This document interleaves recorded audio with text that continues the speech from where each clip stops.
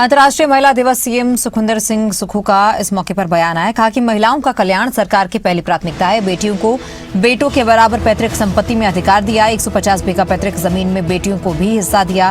विधवा महिलाओं के बच्चों की पढ़ाई का खर्च सरकार उठाएगी। कहा कि महिलाओं के सशक्तिकरण के लिए सरकार प्रतिबद्ध है। मातृशक्ति के हित में सरकार काम कर रही है। सीएम सुखविंदर सिंह सुक्खू ने बीजेपी पर भी हमला बोला। कहा कि हम राज्य की संपदा को लूटने नहीं देंगे।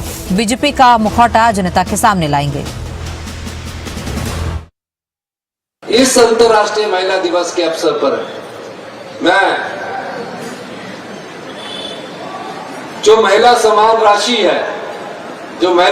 राशि है उसको 1 लाख से बढ़ाकर 2 लाख रुपए करने की घोषणा करता हूं। पुलिस की भर्ती के बाद अगर सब इंस्पेक्टर की जो भी पुलिस की भर्ती होगी वो सभी अभी सब इंस्पेक्टर पुलिस महिला की भर्ती हम करने जाएंगे। ये अंतर्राष्ट्रीय महिला दिवस के अवसर पर मैं ये कहना चाहता हूं, क्योंकि महिलाओं को पुलिस में भी आगे लाने की जरूरत है। तो सब इंस्पेक्टर की भर्ती स्पेशल महिलाओं के लिए हम करने जा रहे हैं।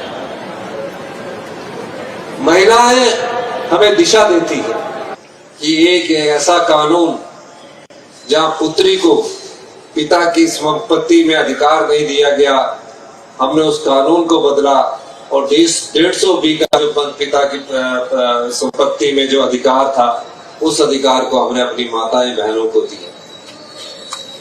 यही नहीं, आपने हमारी सरकार की विभिन्न योजनाओं को देखा होगा। उन सभी योजनाओं में महिला हमारी केंद्र बिंदु है। हमने देखा कि जब महिला उसका विवाह हो जाए, उसके विवाह के बाद अगर अचानक पति की मृत्यु हो जाए, घर में पढ़ने के लिए उसके बच्चे कॉलेज जाते हैं या स्कूल में पढ़ते हैं या प्रोफेशनल कॉलेज में जाते हैं, तो उसका गुजारा कैसे चलेगा। महिला का शोषण ना हो, इस सोच के साथ हमने इंदिरा गांधी सुख शिक्षा योजना लागू की। हमने कहा कि जो राज्य की संपत्ति को लूट रहा है, एक बड़ा होटल है वाइट फ्लावर हॉल का, उस होटल को 23-22 साल से केस लड़ रहे थे। हमने उस होटल पर कब्जा भी किया, अपने नाम पर भी करवाया और 400 करोड़ रुपया भी अपने सरकारी ट्रेजरी में जमा करवाया।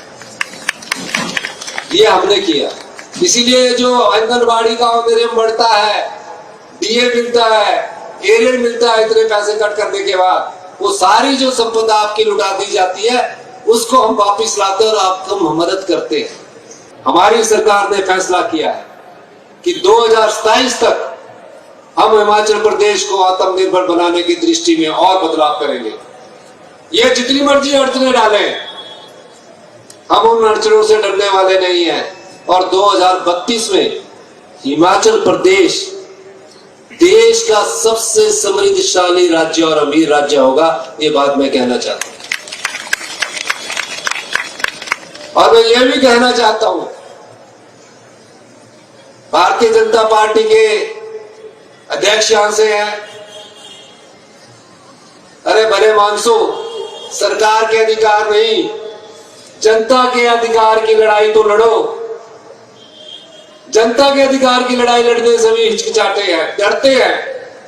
हम जनता के अधिकार की लड़ाई भी लड़ेंगे और भारतीय जनता पार्टी का जो नकली मुखौटा है वो जनता की अदालत में भी हम लेकर जाएंगे।